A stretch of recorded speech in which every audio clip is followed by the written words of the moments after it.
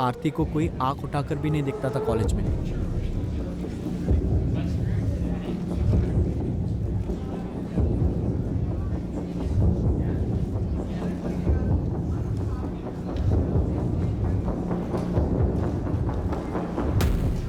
एक मिनट, क्या घूर रहा है? लड़की अनकंफर्टेबल हो रही है, दिखाई नहीं दे रहा है। ओ बॉडीगार्ड, तू जाना अपना काम कर। बंदी है मेरी वो, ऊपर से अकड़ भी दिखा रहा है। यार से समझा रहा हूँ ना, मत कूद। ओ बॉडीगार्ड, मैं तो घूरूंगा, तू क्या कर लेगा? हाँ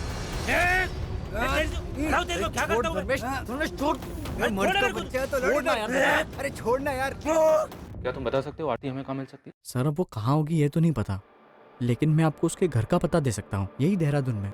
एड्रेस दो उसका। जहां एक तरफ देहरादून गई पुलिस अब तक हाथ ना आने वाली आरती चावड़ा तक पहुंचने के करीब थी, वहीं दूसरी तरफ सूरत में कुछ चौंकाने वाले घटनाक्रम सामने आने वाले थे जो पुलिस के सामने सवालिया निशान की तरह खड़े होने वाले थे। क्या थी ये खबर?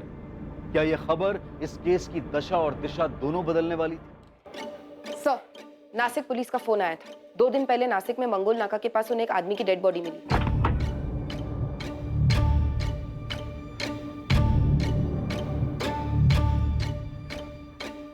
शायद अक्यूज जल्दबाजी में विक्टिम का आईडी प्रूफ निकालना भूल गया।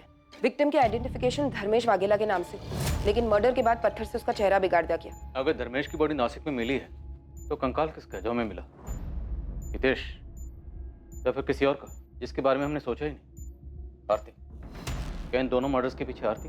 हो सकता है सर, ये डेड बॉडी मिलने के बाद तो हमारा पूरा केस ही उलट गया।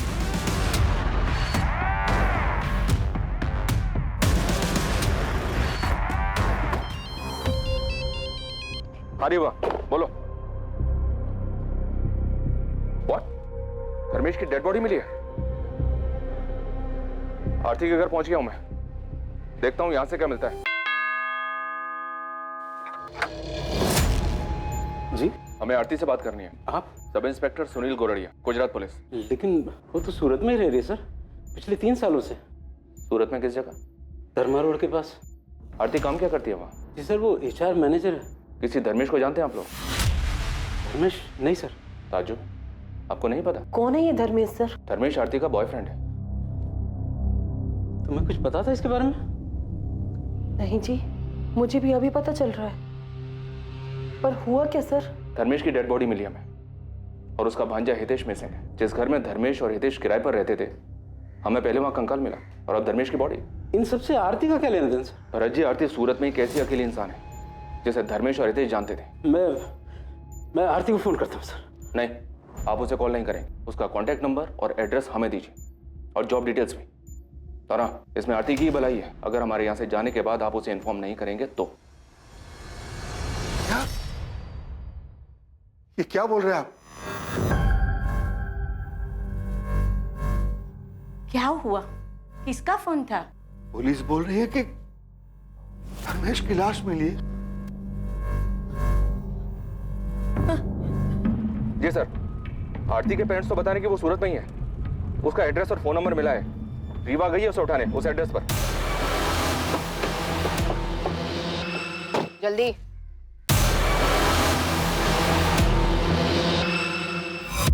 आरती, तुम्हें हितेश और धर्मेश को ढूंढने में हम अपना पहले ही बहुत वक्त बर्बाद कर चुके हैं। अब हमारा और वक्त बर्बाद मत करना। अगर अपनी सलामती चाहती हो तो बता दो कंकाल किसका था। कंकाल? हाँ, कंकाल। किसका कंकाल?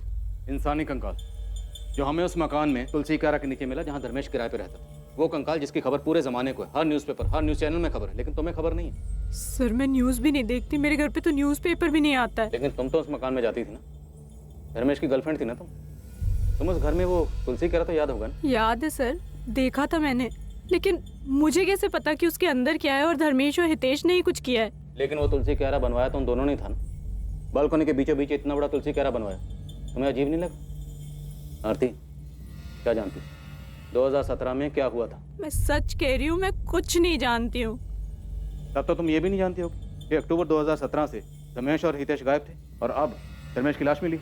धर्मेश की लाश 2 दिन पहले बॉडी मिली है उसकी, नासिक में। मर्डर हुआ उसका 2 दिन पहले।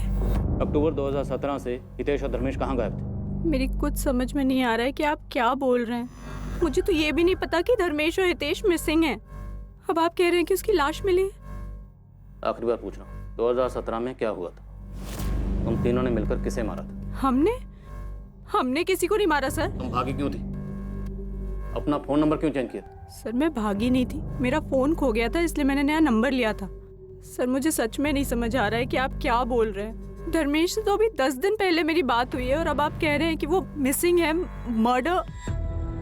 हितेश के साथ तुम्हारा क्या रिश्ता था? सर धर्मेश और मैं कॉलेज के दिनों से रिलेशनशिप में थे। वो कॉलेज के बाद यहाँ सूरत शिफ्ट हो गया था और मैं वहाँ देहरादून में ही रह गई थी। हम मिल नहीं पाते थे इसलिए मैं भी यहाँ शिफ्ट हो गई, तभी हितेश से मिली। हितेश, देख कौन आया। तेरी मामी आरती। मुझे लगा ही था। अच्छा लगा तुमसे मिलकर आरती। वैसे धर्मेश ने मुझे कभी बताया नहीं, लेकिन अब समझ में आ रहा है क्यों नहीं बताया। तुम हो ही इतनी ब्यूटीफुल। अब क्या कर रहा है? तेरी मामी है। मामी लोग बुड्ढी होती हैं, लेकिन ये तो मैं ना तुम्हें आरती बुलाऊंगा, ठीक है? मामी मामी नहीं। देख लो चलेगा। अब कोई तो होगा जिसके साथ मिलकर मैं धर्मेश की बैंड बजा सकूंगा। वाह बेटा, मामी क्या थी, मामा का प्यार भूल गया। धर्मेश और हितेश बिल्कुल दोस्त जैसे थे। उनको देख के कोई कह ही नहीं सकता था कि वो मामा भांजे हैं। तुम्हारा हितेश के साथ क्या रिश्ता था? सर मेरे तो फ्रेंड जैसा था। मुझे लगा तुम कहोगे कि गर्लफ्रेंड बॉयफ्रेंड। ये क्या बोल रहे हैं सर? मैं यहाँ बैठी हूँ, इसका मतलब कुछ भी बोलेंगे आप? मेरे छोटे भाई जैसा था वो। लेकिन हमने तो सुना है कि तुम अक्सर उसी के साथ दिखती थी। तो इसका ये मतलब निकालेंगे आप? जरूरी है कि लड़की जिस भी लड़के के साथ दिखे वो उसका बॉयफ्रेंड ही हो? भाई या दोस्त नहीं हो सकता? बिल्कुल हो सकता, लेकिन भाई जैसा दोस्त अगर मिसिंग हो, बॉयफ्रेंड का मर्डर हुआ और जहाँ वो दोनों रहते थे वहीं तुलसी कैरा के नीचे कंकाल मिले, तो चीजें इतनी आसान नहीं है। ये कहना मुश्किल है कि लड़की जिसके साथ घूम रही थी वो भाई था, दोस्त था, क्या था? सर मुझे सच में समझ नहीं आ रहा है कि मैं आपसे क्या बोलूं। धर्मेश ने अपना जॉब छोड़ा था कि वो अपना फोटो स्टूडियो स्टार्ट कर सके, और उसका फोटो स्टूडियो सेटअप होते ही हम शादी करने वाले थे। तुमने कहा कि 10 दिन पहले तुम्हारी धर्मेश से बात हुई थी। वो सिर्फ तुम्हारे कांटेक्ट में था, अपने घर वालों के क्यों नहीं? सर मुझे सिर्फ इतना पता है कि वो अपने फोटो स्टूडियो के लिए पार्टनर्स ढूंढने के लिए गुजरात और बॉम्बे में घूम रहा था। फिर अक्टूबर 2017 में उसने मुझे फ़ोन पर ही बताया कि उसने और हितेश ने वो घर खाली कर दिया है। सर उसके बाद उन दोनों से मेरा कांटेक्ट टूट गया। मैंने 1 महीने तक फ़ोन किया लेकिन कोई बात नहीं कर रहा था। दोनों का फ़ोन स्विच ऑफ आ रहा था। फिर 1 महीने बाद धर्मेश का लैंडलाइन नंबर से फ़ोन आया। हेलो आरती, धर्मेश बोल रहा हूँ। कैसी हो तुम? कैसी हूँ मैं? कैसे छोड़ के गए थे तुम? कहाँ चले गए थे तुम धर्मेश? आई एम सॉरी आरती, वो मैं गुजरात से बाहर हूँ। स्टूडियो के लिए कुछ पैसे का जुगाड़ करने गया, बस उसी में लगा हूँ। इधर उधर भटक रहा हूँ। जैसे कुछ सेटल होता है तुम्हें बताता हूँ। और हितेश भी मेरे साथ है, तुम टेंशन मत लो। बिना बताए ऐसे कैसे चले गए? मिल के भी तो जा सकते थे ना? अच्छा मुझे भी निकलना है, बाद में बात करता हूँ। Okay bye. उसके बाद पिछले 2 सालों में मैं और धर्मेश कभी कभी ही मिलते थे। हर बार वो एक अलग शहर से मिलने आता था। फिर 1 महीने पहले जब मैं और धर्मेश मिले तो उसने बताया कि वो मुंबई सेटल हो गया है। तुमने नोटिस किया वो कभी कुछ परेशान रहा हो? परेशान तो था सर, पर मुझे लगा कि वो अपने बिजनेस के लिए पैसे जुटाने में परेशान है। इतने दिनों तक हितेश से तुम्हारी कोई बात नहीं हुई सर। शुरुआत में 1-2 बार धर्मेश से पूछा था मैंने, पर उसने कहा कि वो अपने मेरिट वाले ट्रैवलिंग जॉब में बिजी है। तुम्हें धर्मेश ने जो बताया तुमने मान लिया? पुलिस को बेवकूफ समझती हो क्या? सर मैं किसी को बेवकूफ नहीं समझती। धर्मेश ने जो बोला मैंने यकीन कर लिया। और हितेश का नया नंबर भी नहीं था मेरे पास, और हितेश चाहता तो वो भी मुझे कांटेक्ट कर सकता था, पर ऐसा नहीं हुआ। ठीक है तुम जा सकते हो, लेकिन शहर छोड़कर कहीं मत जाना।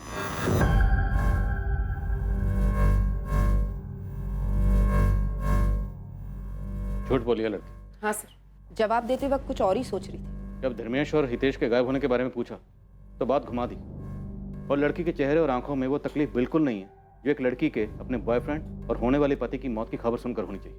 शायद कुछ छुपा रही है सर। मुझे लगता है वो कंकाल हितेश का ही था, धर्मेश के साथ मिलकर मार डाला होगा।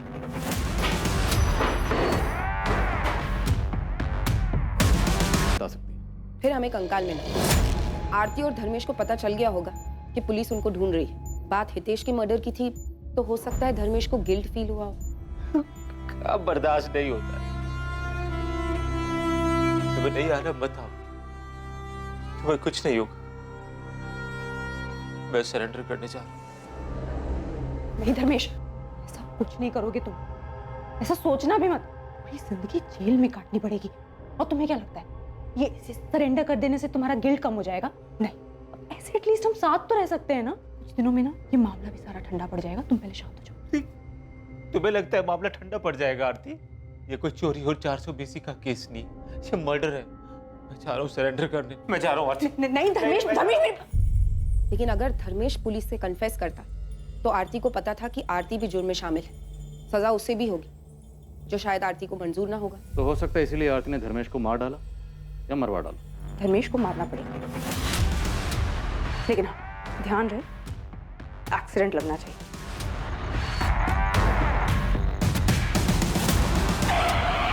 और उसके बाद चेहरा बिगाड़ा गया किसी पत्थर से। ये एक्सीडेंट में खराब हुआ चेहरा नहीं है, तो शायद ये एक मर्डर केस हो सकता है जिसे एक्सीडेंटल डेथ के तौर पे प्रेजेंट करने की कोशिश की गई है। चेहरा बिगाड़ा गया मतलब साफ है, डेफिनेटली मर्डर है। वही तो सर, अगर आरती का प्लान धर्मेश को मारने का था तो फिर चेहरा क्यों बिगाड़ा?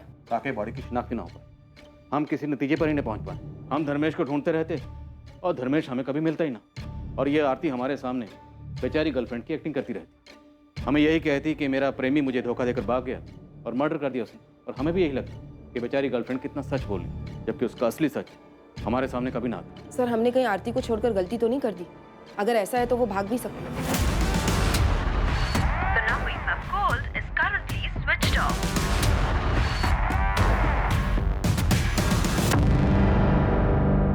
मुझे नहीं लगता आरती भागेगी।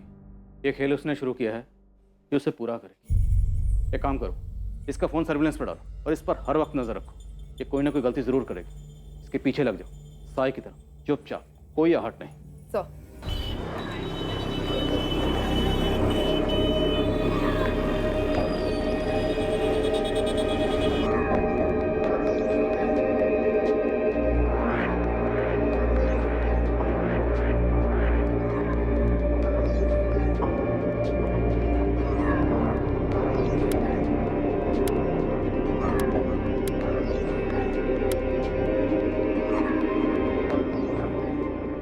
जो बॉडी नासिक पुलिस को एक्सीडेंट साइट से मिली थी, उसकी शिनाख्त के लिए धर्मेश की फैमिली को बुलाया गया। चेहरा बिगड़ा होने के बावजूद कोकिला वाघेला ने अपने बेटे धर्मेश की लाश को पहचाना। मौजूद थी और उनकी नजर आरती पर भी गई, जो फैमिली से दूर खड़ी थी। उसके चेहरे पे तो साफ दिख रहा था कि वो दुखी है, लेकिन धर्मेश की मौत की संजीदगी उसकी आंखों में नहीं झलक रही थी।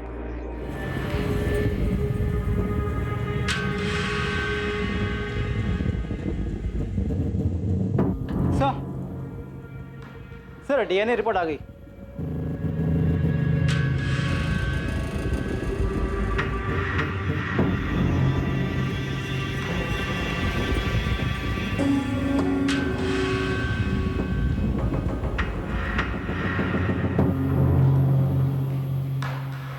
मेरी तो कुछ समझ में ही नहीं आ रहा है कि सब क्या हो रहा है।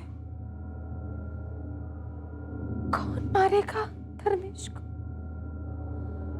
और ये हितेश कहाँ चला गया?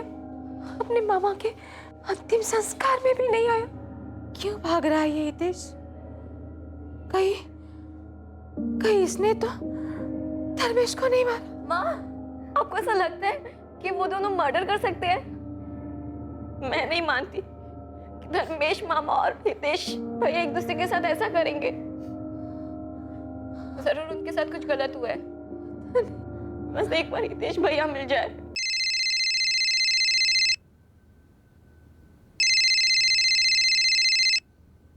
शायद पुलिस का फोन है। हेलो,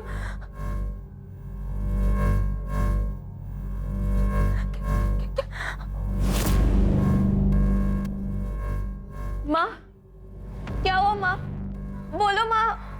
सरला, क्या कह रही थी पुलिस? कंकाल हितेश का ही है। कंकाल की आइडेंटिटी के खुलासे ने केस को पलट कर रख दिया था। जहां शुरुआत में हितेश सोलंकी और धर्मेश वाघेला मर्डर के जुर्म में मुख्य संदिग्ध थे, वहीं अब दोनों पीड़ित करार हो चुके थे। कंकाल हितेश का था, यह तो साबित हो चुका था, लेकिन क्या सच में धर्मेश की मौत भी एक्सीडेंट की आड़ में एक मर्डर था? आखिर 2 साल पहले ऐसा क्या हुआ था? इन 2 सालों में धर्मेश कहां था? और सबसे ज्यादा जरूरी सवाल ये कि इन दोनों की हत्या की साजिश के पीछे कौन था? पुलिस इन सवालों के जवाब तलाशने में लगी हुई थी और इस वक्त उन्हें आरती चावड़ा पर ही सबसे ज्यादा शक था। क्या पुलिस वाकई सही दिशा में थी या फिर इन सब के पीछे कोई और ही था जो पर्दे के पीछे से अपनी उंगलियों पर सभी को कठपुतली की तरह नचा रहा था? सर, आरती अपने घर से निकल चुकी, हमारी कांस्टेबल लगी है उसके पीछे। आरती को उठा लेते हैं सर। नहीं सुनिए, ये आरती कोई बड़ा गेम खेल ली, खेलने दो इसे, लेकिन आंख नाक कान मुंह सब खुले रखो। ये आरती कोई ना कोई गलती जरूर करे।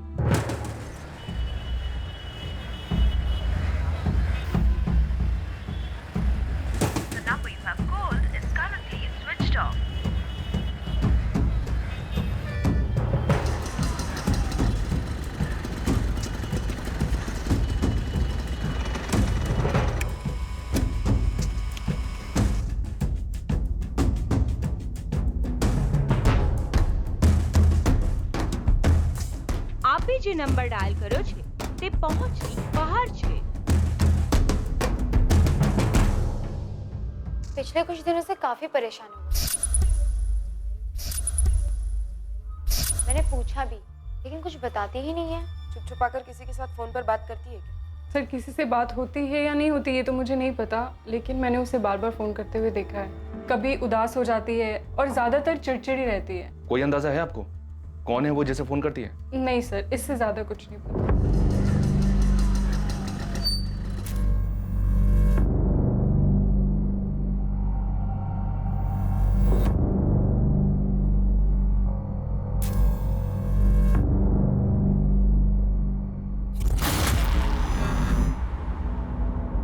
लेकिन ऐसा कैसे होने दिया तुमने? वो गायब कैसे हो गई? बहुत ही चालाक औरत है ये आरती। पता नहीं उसे कैसे शक हो गया कि मैं उसका पीछा कर रही थी। मैडम टेंशन मत लो, फिर भी मैंने उसका पीछा किया है। ज्यादा दूर नहीं गई है वो, यही एक रेस्टोरेंट के अंदर बैठी है मैडम। सर, आरती के कॉल रिकॉर्ड से नंबर मिला है। पिछले 6 महीने में आरती के इस नंबर पे बहुत बातें हुई थी। नंबर के बारे में पता किया तो पता चला ये तो आरती के नाम पे रजिस्टर्ड है। आरती के नाम? सुनील, ऐसा कौन हो सकता है जिसे आरती खुद के नाम पर लिया हो सिम देगी?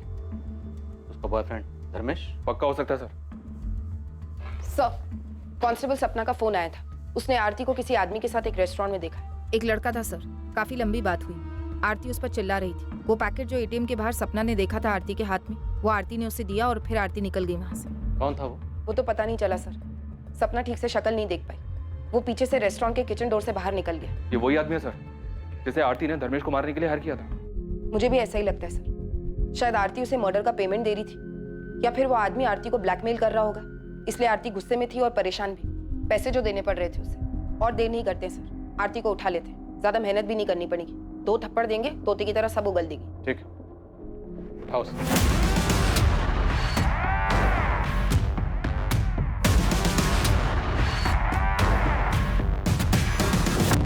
तो तुमने धर्मेश को मरवाया। जिस शख्स से मरवाया उसके मुंह में पैसे ठूसे थे, लेकिन वो तुम्हें ब्लैकमेल कर रहा है, इसलिए आजकल इतनी परेशान हो। लेकिन जितनी परेशान आजकल हो तब तो नहीं थी जब धर्मेश की मौत की खबर तुम्हें सुनाई थी। गर्लफ्रेंड थी, दोनों के बीच में प्यार मोहब्बत था, फिर भी धर्मेश की मौत की खबर सुनकर तुम हैरान जरूर हो, लेकिन तकलीफ नहीं। तुम्हें आइडिया है कि क्या हुआ होगा? तुमने और धर्मेश ने मिलकर हितेश को मार डाला, लेकिन जब हितेश का कंकाल मिला धर्मेश घबरा गया, डर गया, वो सरेंडर करने की बात करने लगा। अब तुम्हें लगा कि अगर धर्मेश ने सरेंडर कर दिया, उसने अपना जुर्म कबूल कर लिया, तो तुम भी लपेटे में आओगे, इसलिए तुमने धर्मेश को मरवा डाला। बोलो, तुमने और धर्मेश ने मिलकर हितेश को क्यों मारा? तुम्हारे धर्मेश और हितेश के बीच में क्या हुआ था? अपने आप मुंह खोलेगी या जबरदस्ती करनी पड़ेगी? बोल, धर्मेश को कैसे और क्यों मारा? बताती हूँ। मैंने किसी को नहीं मरवाया। जैसा आप सोच रहे हैं वैसा बिल्कुल नहीं है। मेरा किसी के मर्डर में कोई हाथ नहीं है। तो किसका हाथ है? गोल गोल मत घुमाओ, सीधा मुद्दे पे आओ।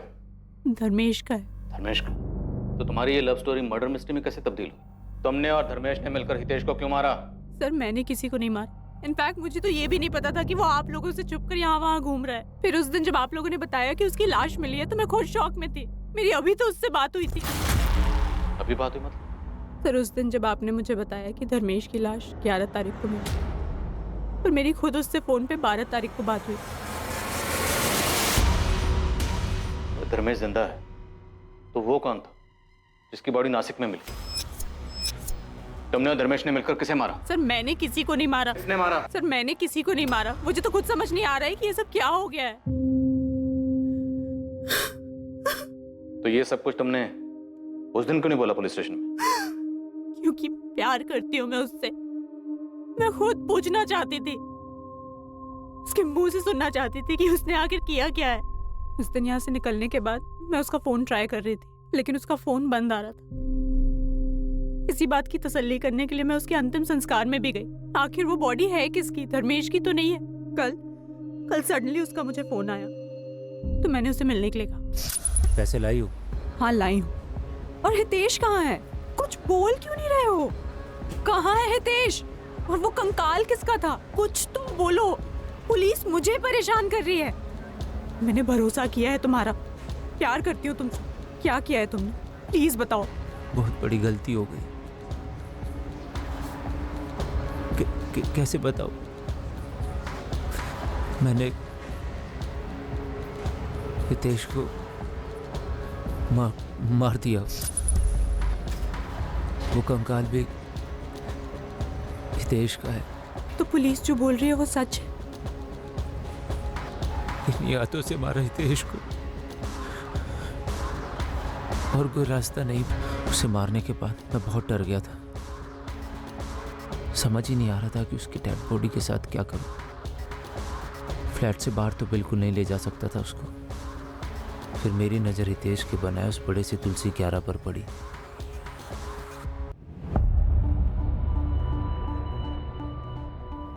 मैंने इंटरनेट पर ढूंढना शुरू किया कि डेड बॉडी को जल्दी से जल्दी डिकम्पोज कैसे किया जा सकता है। वहाँ से मुझे नमक के बारे में पता चला, तो मैंने किराना स्टोर से ढेर सारा नमक खरीदा और हितेश की डेड बॉडी को उसमें लपेट दिया।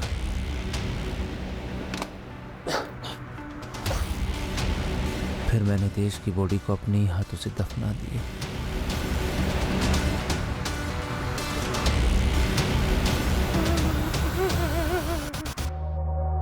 मुझे पता था मेरे पास वक्त नहीं है। कितना भी भाग लूं, कभी ना कभी तो पकड़ा ही जाऊंगा। नासिक में किसको मारा था? किसकी बॉडी थी धर्मेश? उसको मैंने नहीं मारा था, एक्सीडेंट हुआ था उस आदमी का। आरती ने जो पुलिस को बताया, क्या वो वाकई में सच था? क्या सच में धर्मेश ने अपने जिगरी दोस्त, अपने भांजे हितेश की हत्या की थी? क्या धर्मेश ने इस हत्या को अकेले अंजाम दिया था, या फिर कोई और भी इसमें शामिल था? शायद सच सामने आ चुका था, लेकिन इस हत्या का मकसद अब भी एक राज ही था, जिसे केवल धर्मेश जानता था, और वो अब भी फरार था।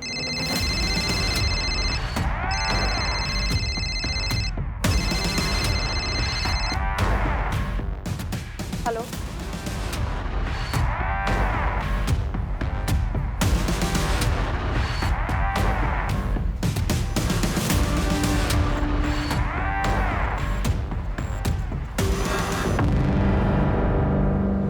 थैंक यू आरती आने के लिए। हम यहाँ से कहीं बहुत दूर चले जाएंगे। जानता हूँ कि शायद तुम लोग मुझे कभी माफ़ नहीं करोगे, लेकिन मेरा यकीन करो, एक बार इस गंदगी से बाहर निकल गए ना, सब ठीक हो जाएगा। तेज के बिना भी सब पहले जैसा होगा। मैं जानता हूँ कि तेज कभी वापस नहीं आएगा, पर मैं वादा करता हूँ पूरी ज़िंदगी प्रायश्चित पे गुजार दूँगा। प्रायश्चित तो तुम्हें पूरी जिंदगी करना ही है, ज़्यादा दूर नहीं, यहीं सूरत की जेल में। चले, अब चोर सिपाही का खेल बहुत हो गया। अब बस, इससे पहले कि मेरे सब्र का बांध टूटे और तेरी हड्डी पसली तोड़े, सब कुछ सच सच बोल दे। मुझे बहुत अफसोस है, मैंने अपने दोस्त जैसे भांजे हितेश को मार डाला। मेरी मजबूरी थी, नहीं मारता तो क्या करता। तो ऐसी कौन सी मजबूरी थी जो अपने बेस्ट फ्रेंड को मार डाला?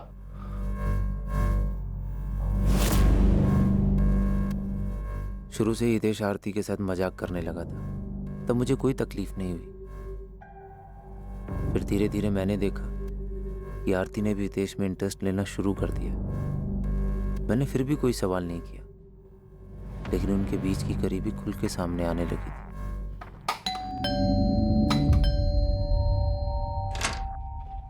हेलो, तुम यहाँ? बताया नहीं तुम यहाँ आने वाली थी। ऐसे ही चली आई, घर पे इतना बोर हो रहा था तो मैंने सोचा यहाँ आके हितेश के जोक सुन लेते। चल।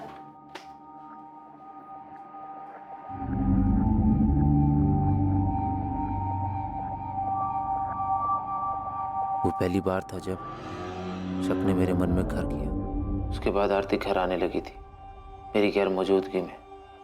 मुझे उनके बीच की नजदीकियां साफ साफ दिखाई देने लगी थी। तेज भी बदल गया था। तेरा फोन देना, मेरे फोन की बैटरी खत्म हो गई है। अरे फोन में लॉक लगा दी, ऐसा क्या है भाई जो छिपा रहा है? अरे नहीं मामू, वो तो बस ऐसे ही। मैंने सोचा फोन में फंक्शन है तो क्यों छोड़ूं, यूज कर लेता हूँ। उससे पहले हितेश ने कभी भी अपना फोन लॉक नहीं किया था और हमें एक दूसरे के सारे पासवर्ड भी पता थे, लेकिन उसने हर चीज पर पासवर्ड लगा दिया था, जिससे मेरा शक और गहरा हो गया। अचानक मेरे दिमाग में वो सब आने लगा। उन दोनों ने मेरे पीठ पीछे क्या गुल खिलाया होगा।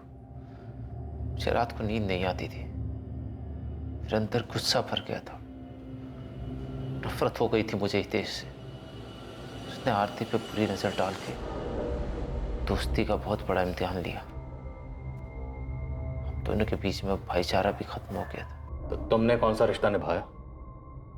मामा होकर सगे भांजे को मार डाला? हाँ, ये सब मैंने जुलाई 2017 में प्लान किया। मैंने हितेश को बोला कि रमन को जाके बोले कि घर खाली करना है, और उसी दौरान मैंने अपने ऑफिस में भी रेजिग्नेशन दे दिया। उसके बाद मैंने हितेश को मार दिया और उसकी बॉडी को 2 महीने दफनाने के बाद तक मैं वहीं रुका, ये देखने के लिए कि कोई स्मेल तो नहीं आ रही।